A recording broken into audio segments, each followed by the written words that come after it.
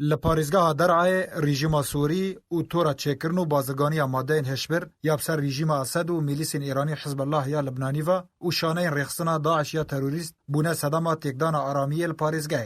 دوی درباره دا روزنامه ایندیپندنت یا بریتانی راپورت که بلاف دکه تیدل سروشا پاریزگاه را دوسته و دیار دکه کوچکدارین رژیم اسد و قاچاقچیین ماده هشبر هر وها رخصنا داعش یا تروریست گفان لسر آرامی پاریزگاه یا لاواز دکن و پاریزگاه برفتیکدان روشه و دبن. روزنامه بریتانی دبیجه چته و سرکوتکرنا سیاسی و تندوتجیه دبن صداماج نافبرنا آرامی الباشور سوریه و سربار دکه که دجبرن رژیم اسد لپاریزگاه درعای دما داویه دا دوباره خپیشاندان لدجی رژیم بریوه دبن. هر وها راپور دبیجه که نیرینک هیا که دست ایران و حوالبندن و د تولهویا دور استراتیجی یا نیزیکی دور جولان دا هیا.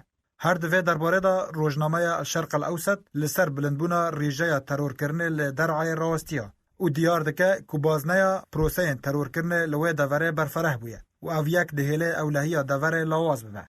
لدورند بن کنترول رژیم سوری دا روش خدمتگزاری و آبوری و یا گشتی خرابه. جبلی پرزگریگن جواکی ین کوب صدام بلاف کرنا مادین هشبر لسر دست رژیم و حوالبندن و درکتنا هوله اف پرسگریگو روشا خراب بونه صداما لدارخستنا خواپیشاندان لدورند بن کنترول رژیم دا. و دوی درباره دا چافدیر دبیجن اگر هیا خواپیشاندان لدورند بن کنترول رژیم دا برفرهتر ببن و او یک و باندورک مزن لسر رژیم سوری بکه و رژیم بروقونا که لاوستر و ببن.